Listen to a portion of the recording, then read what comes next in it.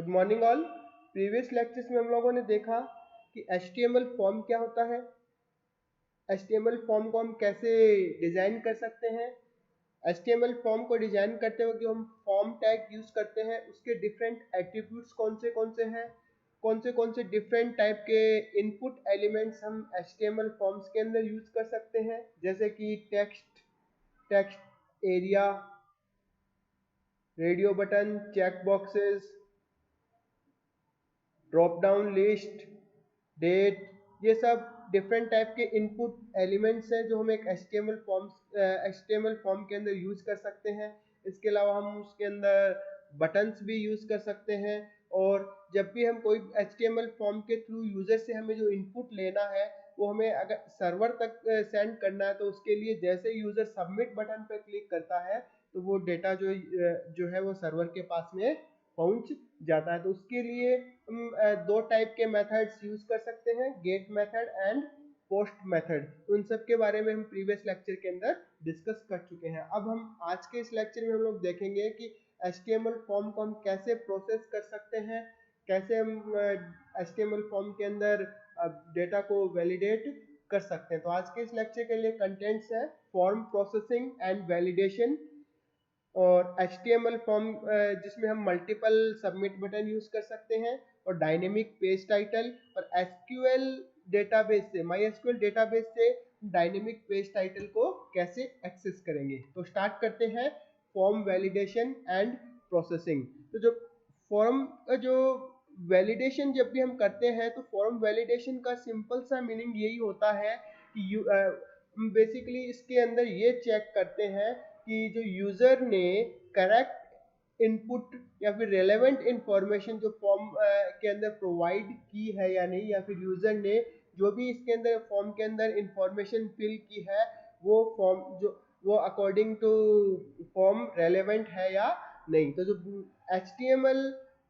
Form के अंदर जो वैलिडेशन हम करते हैं वो उसके डिफरेंट HTML एलिमेंट्स के थ्रू कर सकते हैं। जैसे कि एग्जांपल के लिए अगर यूजर से हम एक mail ID as a input ले रहे हैं, तो मेल आईडी के अंदर हम जानते हैं कि सबसे पहले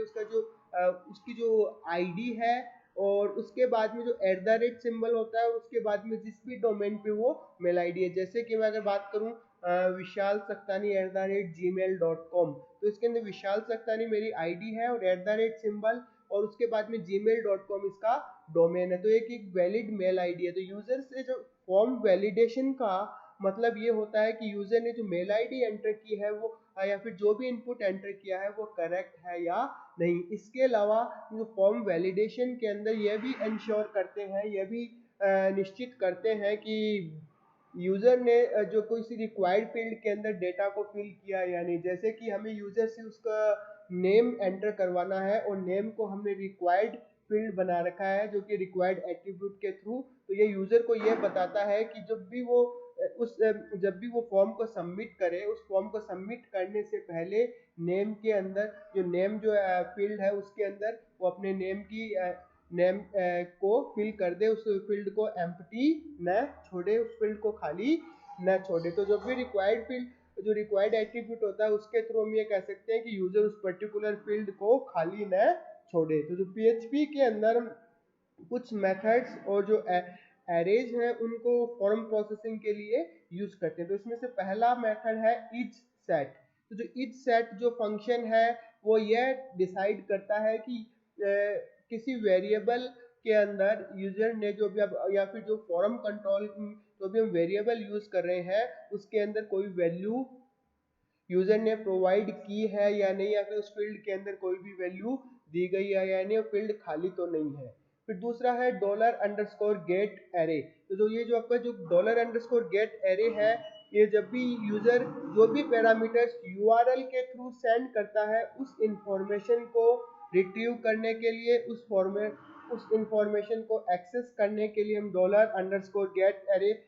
को यूज करते हैं। तो जो आपके डिफरेंट जो भी यूजर वैल्यू सेंड करता है वो की वैल्यू पेयर की फॉर्म में जब भी हम गेट मेथड यूज करते हैं या तो वो आपका उस केस के अंदर URL के साथ में सेंड की जाती है। तो जो इसके अंदर जो एक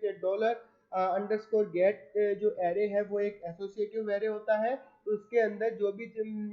जो भी फील्ड का नेम जो होता है वो एज ए की यूज होता है, और यूजर ने जो भी वैल्यू फील्ड जो फील्ड के अंदर फिल की है उस वैल्यू जो है वो उस पर्टिकुलर एरे एलिमेंट की वैल्यू होती है। तो जो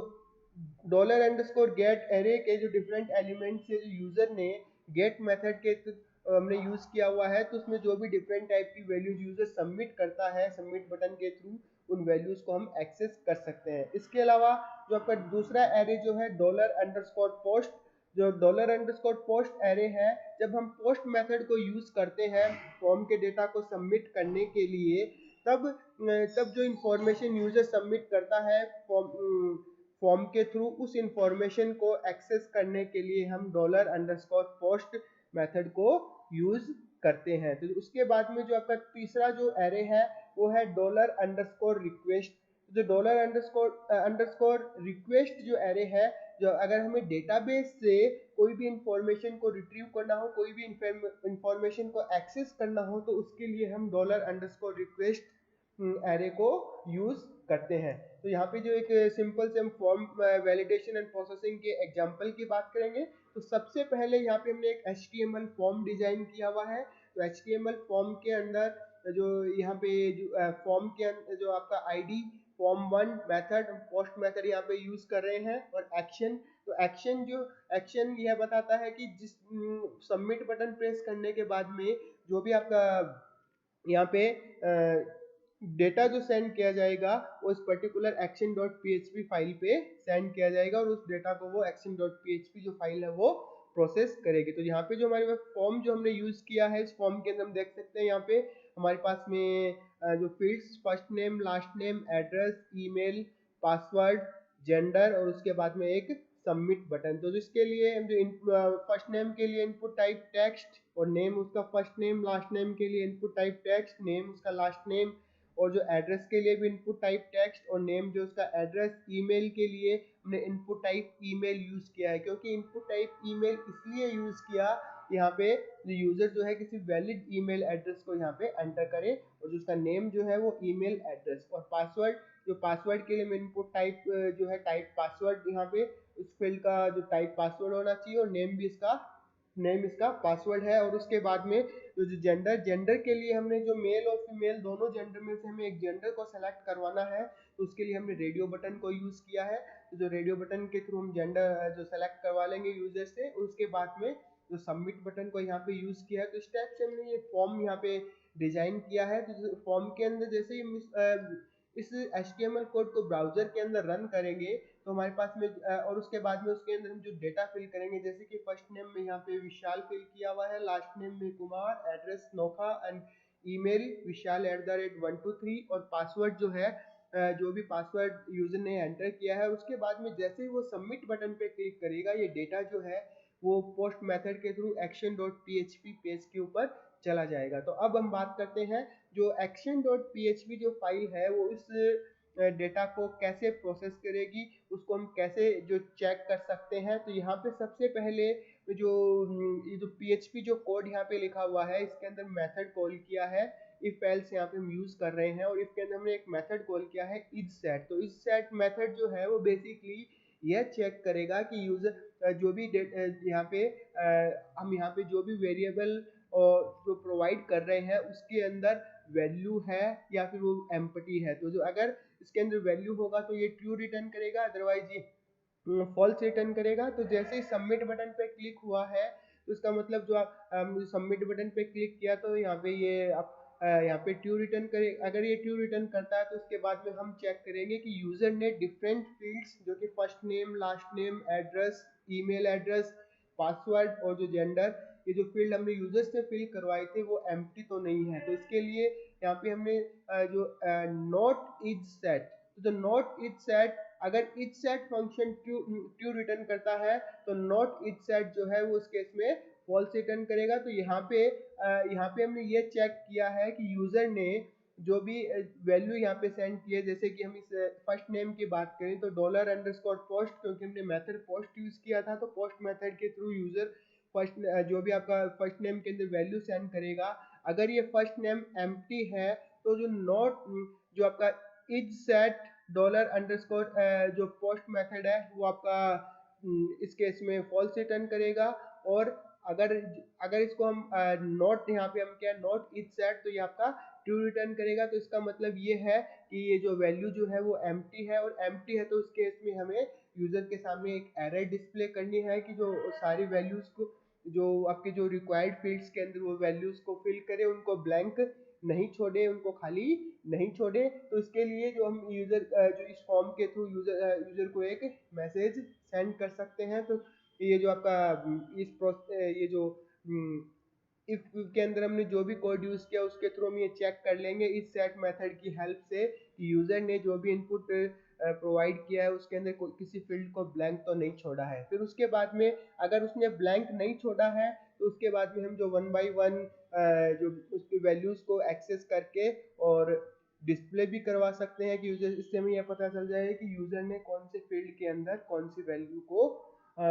फिल किया है, क्या वैल्यू उसके अंदर फिल की है। तो जैसे कि डॉलर फर्स्ट नेम, तो फर्स्ट नेम वेरिएबल के अंदर हम जो भी यूजर ने फर्स्ट नेम के अंदर फिल जो भी वैल्यू फिल की थी वो हम यहाँ पे फर्स्ट नेम के अंदर स्टोर कर लेंगे, और फिर इको फंक्शन की हेल्प से उस फर्स्ट नेम को यूजर के सामने शो कर देंगे। तो इस टाइप से जितने भी जिस भी फील्ड के अंदर यूजर ने जो भी वैल्यू यहाँ पे फिल की है उस वैल्यू को हम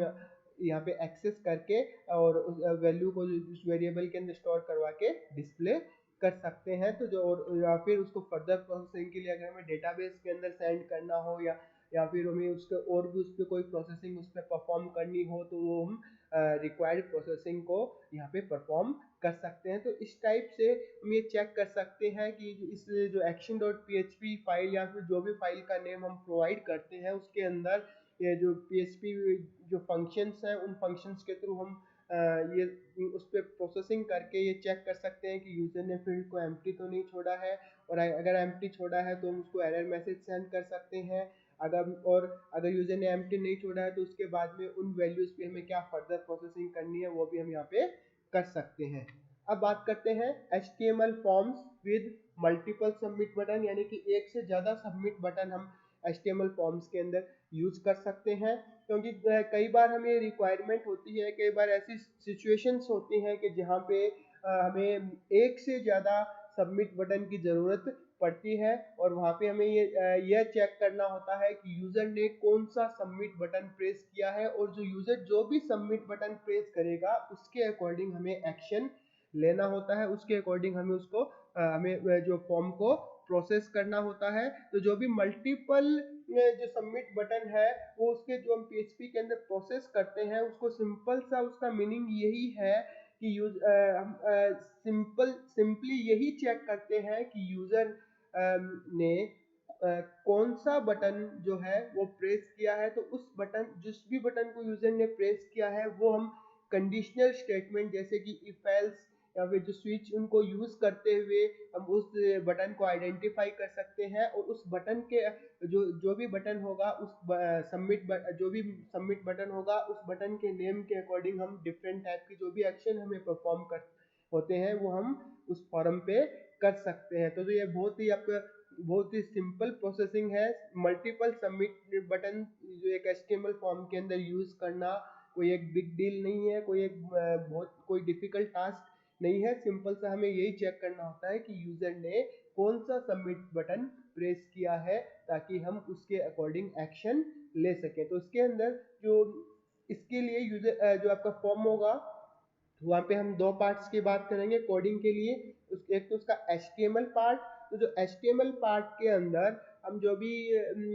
जो उसके मल्टीपल सबमिट बटन्स को डिजाइन करेंगे, और फॉर्म टैग के अंदर जो भी एक्शन एट्रीब्यूट यूज करते हैं उस एक्शन एट्रीब्यूट के थ्रू हम जो भी यूजर डेटा सबमिट करेगा उसको हम उस पर्टिकुलर जो भी आपका एक्शन एट्रीब्यूट के अंदर जो भी फाइल मेंशन है उस फाइल पे उसको प्रोसेसिंग के लिए रीडायरेक्ट करेंगे। तो HTML कोड के अंदर हम ये देख सकते हैं कि जो आपका action.php ये जो आपका जिस पे हम सबमिट बटन पे क्लिक करने के बाद में रिडायरेक्ट कर रहे हैं मेथड, यहाँ पे हम गेट यूज कर रहे हैं, और मल्टीपल इनपुट जो मल्टीपल सबमिट बटन जैसे कि आपका सबमिट बटन ये जो नेम यहाँ पे वैल्यू जो है सबमिट बटन की, बटन 1, बटन 2, बटन 3। अब यूजर जिस भी बटन पे क्लिक करेगा उसके अकॉर्डिंग हम ये देखेंगे, अगर यूजर बटन 1 पे क्लिक करेगा तो उसकी वैल्यू बटन 1 होगी, अगर बटन 2 पे क्लिक करेगा तो उसकी वैल्यू बटन 2 होगी, और बटन 3 पे क्लिक करेगा तो उसकी वैल्यू बटन 3 होगी। तो बटन 1, बटन 2 और बटन 3 इसके अकॉर्डिंग हम जो भी रिक्वायर्ड प्रोसेसिंग कर सकते हैं। तो ये तो हुई HTML पार्ट की बात। अब जो दूसरा जो पार्ट है वो आपका PHP पार्ट। तो जो PHP पार्ट के अंदर जो हमने एक्शन एट्रीब्यूट के अंदर जो एक्शन डॉट PHP फाइल का नेम लिखा हुआ है, उसके बाद हम जो उसके जो एक्शन डॉट PHP फाइल के अंदर जो कोड राइट करेंगे उसमें हम ये चेक कर सकते हैं कि अगर यूज़र ने आपका जो बटन सबमिट बटन जो भी यहाँ पे यूज़ किया है उसकी वैल्यू अगर बटन 1 है तो उसके लिए हम मैसेज प्रिंट करवा सकते हैं कि उसने बटन प्रेस 1 प्रेस किया है, या फिर जो भी एक्शन यहाँ पे हमें परफॉर्म करना है। ये तो सिर्फ एग्जांपल के लिए हमने ये जो यूज़र के सामने डिस्प्ले किया है कि ये जो आपने जो कौन सा बटन प्रेस किया था, या फिर जो भी हमें एक्शन परफॉर्म करना है वो हम इस पार्ट के अंदर यहाँ पे प्रिंट फंक्शन को कॉल किया हुआ है, वहाँ पे हम उस एक्शन को यहाँ पे परफॉर्म कर सकते हैं। इसी टाइप से हम ये चेक कर सकते हैं कि अगर उसने दूसरा बटन 2 प्रेस किया है या फिर बटन 3 प्रेस किया है, तो जो इफ एल्स इफ या फिर स्विच के स्टेटमेंट की हेल्प से हम ये चेक कर सकते हैं कि यूजर ने कौन सा बटन प्रेस किया है और उसके अकॉर्डिंग यहाँ पे एक्शन परफॉर्म कर सकते हैं। तो ये तो हुई PHP पार्ट की बात। तो इस टाइप से हम HTML और PHP दोनों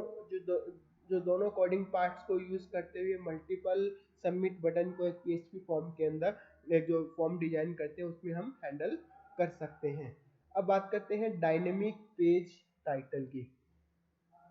तो सबसे पहले यहाँ पे देखने वाली बात यह है कि पेज टाइटल क्या होता है। तो ये जब भी हम किसी भी वेब एप्लीकेशन या वेबसाइट की बात करते हैं तो उसके अंदर जो पेज का जो टाइटल होता है वो ये डिस्क्राइब करता है पेज के बारे में कि बेसिकली पेज किससे रिलेटेड है, यानी कि पेज के बारे में एक बेसिक इंफॉर्मेशन हमें वो पेज का टाइटल प्रोवाइड करता है। और जो भी हम पेज देख रहे हैं उसके अंदर किस बारे में हम इंफॉर्मेशन हमें उस पेज से मिलेगी। तो जो डायनेमिक यहाँ पे पेज टाइटल की बात होती है, तो डायनेमिक पेज टाइटल बेसिकली जो भी हम वेब एप्लीकेशंस के अंदर यूज करते हैं तो वो कुछ एक एट्रीब्यूट की वैल्यू के बेस पे होता है कि जो भी आपके पेज के ऊपर डिस्प्ले होता है। तो जो उस एट्रीब्यूट के बेसिस पे हम जो भी डिफरेंट अगर हम पेजेस पे क्लिक करते हैं तो उस एट्रीब्यूट की वैल्यू के बेस पे उस पेज का टाइटल जो है वो डायनेमिकली चेंज होता रहता है। तो यानी कि जो पेज जिस भी इंफॉर्मेशन के बारे में जिस भी टाइप की इंफॉर्मेशन वो पेज हमें प्रोवाइड करवा रहा है तो उसकी बेसिक इंफॉर्मेशन हमें उस पेज के टाइटल के थ्रू मिलती रहेगी। तो जो पेज टाइटल और डिस्क्रिप्शन हम यूज करते हैं तो वो कि सर्च इंजन के लिए भी बहुत यूजफुल होता है, क्योंकि जब भी हम किसी सर्च इंजन के अंदर एक पर्टिकुलर इंफॉर्मेशन को जो पर्टिकुलर इंफॉर्मेशन के लिए टाइप करते हैं या फिर हमें जो भी डेटा जिसके बारे में इंफॉर्मेशन सर्च करनी है उस अगर कीवर्ड को हम टाइप करते हैं तो जो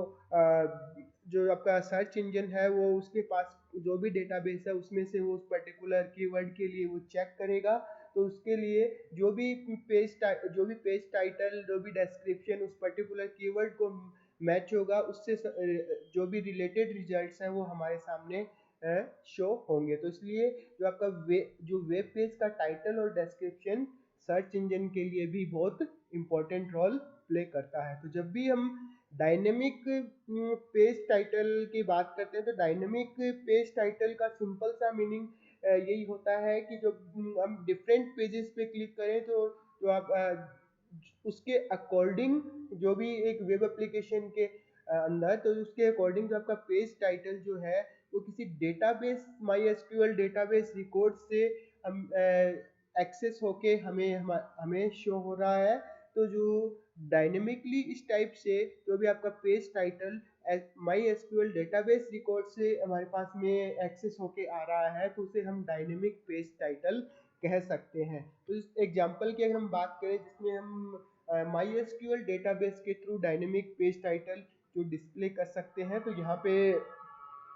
आपका HTML कोड किसी पेज के लिए, और जो आपका मेटा डेटा, तो मेटा डेटा के अंदर यहाँ पे UTF-8 जो कि एक कैरेक्टर एनकोडिंग को शो कर रहा है, और यूनिकोड यूनिकोड जो आपका कैरेक्टर एनकोडिंग है उसके लिए हम UTF-8 यूज करते हैं। उसके बाद जो टाइटल हम यहाँ पे शो कर रहे हैं, तो टाइटल के अंदर यहाँ पे देख सकते हैं कि एक PHP कोड यहाँ पे लिखा हुआ है, और एक फंक्शन यहाँ पे PHP के अंदर हमने डिजाइन किया है, गेट पेज टाइटल। और जो भी गेट पेज टाइटल फंक्शन जो भी आपका डेट वैल्यू को डिस्प्ले करेगा, वही उसका पेज का टाइटल होगा। तो हम यहाँ पे गेट पेज टाइटल फंक्शन के बारे में देख लेते हैं कि फंक्शन कर क्या रहा है। तो सबसे पहले हमने यहाँ पे एक dbconfig.php इस फाइल को इसके अंदर इंक्लूड किया है। उसके बाद में जो डेटाबेस जो है MySQL डेटाबेस, उससे हमने यहाँ पे पेज के बारे में इंफॉर्मेशन यहाँ पे एक्सेस की है। तो पेज अंडरस्कोर डेटा ID1, जो बेसिकली ID1 जो है उस पेज की ID के बारे में बात कर रहा है। तो मेटा डेटा के अंदर मेटा डेटा यानी कि जो भी उस पेज के बारे में बेसिक इंफॉर्मेशन है वो उसमें आपका उसके अंदर जो स्टोर हो जाएगी। तो ये जो एक क्वेरी, ये जो मेटा डेटा जो एक यहाँ पे एक वेरिएबल है, और मेटा डेटा वेरिएबल, जो मेटा डेटा बेसिकली हम जो यूज करते हैं वो आपका किसी डेटा के बारे में जो डेटा होता है उसे हम मेटा डेटा कहते हैं। लेकिन यहाँ पे जो मेटा डेटा है वो एक वेरिएबल की तरह से बिहेव कर रहा है, क्योंकि क्योंकि हमें किसी पेज के बारे में इंफॉर्मेशन सर्च करें, तो उसके लिए सिर्फ एक ही यहाँ पे एक मीनिंगफुल नेम है। तो मीनिंगफुल वेरिएबल नेम है यहाँ पे Meta data, Meta underscore data. और इसके अंदर हम एक जो SQL क्वेरी राइट कर रहे हैं जो कि इस पेज के बारे में इंफॉर्मेशन को जो इस पेज के बारे में इंफॉर्मेशन को एक्सेस करेगी। और उसके बाद में हम यहाँ पे एक दूसरा वेरिएबल जो मेटा अंडरस्कोर इन्फो लेंगे, और यहाँ पे हम MySQL अंडरस्कोर क्वेरी फंक्शन की हेल्प से उस क्वेरी को SQL क्वेरी को एग्जीक्यूट करवाएंगे। और उसके बाद में जो भी हमारे पास जो भी डेटा एक्सेस होगा, जो भी डेटा हमें एज ए रिजल्ट मिलेगा, तो उसके जो क्योंकि यहाँ पे हम जो रिजल्ट जो भी हमारे पास स्टोर हो रहा है इस क्वेरी के एग्जीक्यूट होने के बाद में, वो मेटा अंडरस्कोर इन्फो वेरिएबल के अंदर स्टोर हो रहा है उसके, और जो एक एरे की फॉर्म में हमें रिजल्ट मिल रहा है उसको हम वन बाय वन उसको एक्सेस करते हुए उस पेज के टाइटल के बारे में यहाँ से इंफॉर्मेशन गेट कर सकते हैं। तो जो यहाँ पे जो जैसे ही उस MySQL underscore fetch underscore array function को हम कॉल करेंगे, तो ये जो आपका जो भी इसके अंदर जो भी टाइटल की वैल्यू होगी, उस टाइटल की वैल्यू को हम यहाँ पे इको फंक्शन की हेल्प से डिस्प्ले कर सकते हैं। तो जैसे ही आपका ये function get page title function यहाँ पे कॉल होगा, तो ये जो यहाँ पे पेज टाइटल को इस पेज के ऊपर डिस्प्ले कर देगा, जो कि आपका डेटाबेस से एक्सेस होके हमारे पास में आ रहा है। तो इस टाइप से हम किसी भी पेज के लिए जो डायनेमिक पेज टाइटल किसी भी वेब एप्लीकेशन के अंदर यूज कर सकते हैं। क्योंकि ये जो डायनेमिक पेज टाइटल है बेसिकली जो बहुत बहुत बड़ी वेब एप्लीकेशन जो हम डिजाइन करते हैं, जहाँ पे नंबर ऑफ पेजेस बहुत ज़्यादा है, और जो आपके डिफरेंट पेजेस उसके जो वेब एप्लीकेशन के डिफरेंट टाइप के फंक्शनलिटी परफॉर्म कर रहे हैं, तो वहाँ पे जो आपका डायनेमिक पेज टाइटल का कॉन्सेप्ट जो है वो बहुत ही यूजफुल होता है। इसी टाइप से जो आपका उस पेज के बारे में डिस्क्रिप्शन, जो कि मेटा टैग के अंदर हम उस डिस्क्रिप्शन जो कि आपका सर्च इंजन के लिए बहुत यूजफुल होता है, उसके लिए हम गेट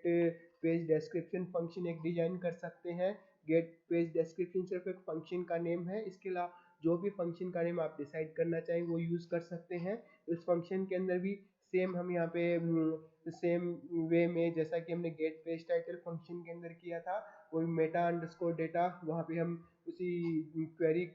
वही क्वेरी राइट करेंगे। उसके बाद उस क्वेरी को एग्जीक्यूट करवा के जो भी आपका डिस्क्रिप्शन जो है वो हम यहाँ पे डिस्क्रिप्शन को डिस्प्ले कर सकते हैं इको फंक्शन की हेल्प से। तो इस टाइप से हम किसी भी वेब एप्लीकेशन के अंदर डायनेमिक पेज टाइटल और डायनेमिक और उस पेज के डिस्क्रिप्शन के बारे में इंफॉर्मेशन जो है वो डेटाबेस से एक्सेस करके डिस्प्ले कर सकते हैं। तो आज के इस लेक्चर में हम लोगों ने देखा कि HTML फॉर्म के अंदर प्रोसेसिंग और वैलिडेशन कैसे होता है, कैसे इफ सेट फंक्शन को हम यूज कर सकते हैं, dollar underscore get array, dollar underscore post array, dollar underscore request array को हम कैसे यूज कर सकते हैं, और मल्टीपल सबमिट बटन्स को हम किसी पेज के अंदर किसी फॉर्म के अंदर कैसे यूज कर सकते हैं, और डायनेमिक पेज टाइटल क्या होता है, और डायनेमिक पेज टाइटल को हम एसक्यूएल डेटाबेस से कैसे एक्सेस कर सकते हैं। Thank you.